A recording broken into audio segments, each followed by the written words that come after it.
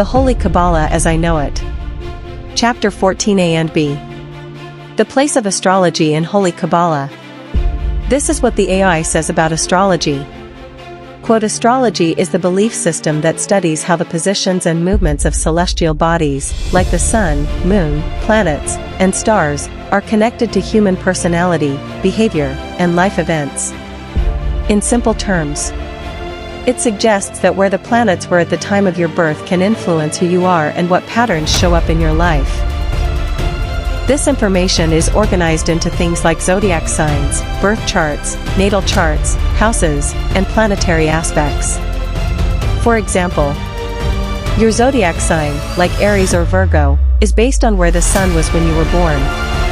A birth chart is basically a snapshot of the sky at your birth, used to interpret traits, strengths, challenges, and timing.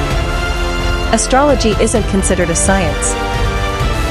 It's more of a cultural, symbolic, and spiritual tradition that's been around for thousands of years and is often used for self-reflection, guidance, or fun. Unquote. As can be seen from the preceding quotation, astrology cannot be said to be pure science but is speculative and based essentially on coincidences in nature. Astrology has been used by many prominent persons in history with a measure of success, but that does not mean we should accept it. In fact, it is doubtful if the Jews included astrology in their initial works on the Kabbalah, just as the tarot that is often given mention by some Kabbalists was actually the work of the Bohemians and therefore cannot be said to be pure Kabbalah. We are discussing it here because we want to address the misconceptions brought in by even well-informed Kabbalists that it is indeed a part of the Kabbalah. Astronomy, which is the scientific aspect of astrology, has often distanced itself from astrology inasmuch as it does not often regard the speculative aspect of astrology as science, which is based on research and close observation. From recent researches published about the history of the universe, it is true that there is an abundance of proof that there are some similarities between what has been found on the wreckages of some stars on Earth which are similar to what is in human bodies, but that is not enough to rush into any conclusion that the stars have influenced the biology of the human system. More research is needed to confirm or refute such occurrences. From the foregoing, we can say that astrology, which has been a belief system in our world for centuries, cannot pass the test to be science. It has been observed that even astrologers who have been able to predict some events in history have not been able to predict the events that affected their personal lives. Perhaps any accuracy in astrology is based on the functions of the human mind and is likely described as a belief system, often given the name faith by the religions. So, the most correct way to describe astrology is that it is a function of the mind which sometimes create that which have been held long enough to enable it generate images or substances similar to what our Creator did in His creation of the universe. For example, one of the religions described faith as, quote, now faith is the assurance of things hoped for, the conviction of things not seen, unquote. From the following description, it is easy to conclude that astrology has to do with the mind and mental processes than influences talked about of the planetary system.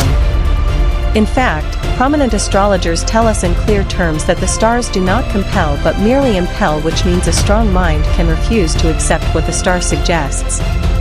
By the same token, the same strong mind can accept what the stars say and make things happen as the star suggests. That is why William Shakespeare said, quote, the fault, dear Brutus, is not in our stars, but in ourselves, that we are underlings. Unquote. William Shakespeare can be said to be a sage of high repute, being one of the most inspired writers of the past. So to ignore what he says is to do ourselves lots of harm, as many have done in the past because of their compulsive belief in the influence of stars. In the past, we have written profusely about faith and superstition, concluding that the mental processes involved in faith are similar to those that lead to superstition. In fact, they produce the same result on the human mind. The only difference is that while faith is upheld as something good, superstition is seen as something derogatory in nature. These are some of the mysteries of nature students of Kabbalah must study to distinguish between what is practical and what is merely a speculation. Your facilitator has studied all these things for not less than 60 years and will like to stimulate the thinking processes in every aspiring Kabbalist towards what can be described as good in a world that is essentially full of ignorance. Have current scientists not told us that our ignorance of the nature of our universe is at least 99%, meaning that our knowledge of the universe is only less than 1%, which goes to prove that the more our knowledge, the more we discover the high level of our ignorance, prompting us to go on with our effort to acquire more knowledge so as to reduce the level of difference between us and our Creator, who wants us to imitate Him. Note: your facilitator is interested in interacting with all viewers because of his belief that this is the best way to fast-track the process of acquiring new knowledge so as to make the world a better place for humanity today.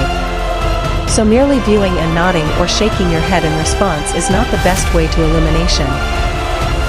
Let us therefore do the best we can to work together for an end that will definitely clear the way for a more peaceful, prosperous, and harmonious world, which should be the mantra of all men and women of goodwill.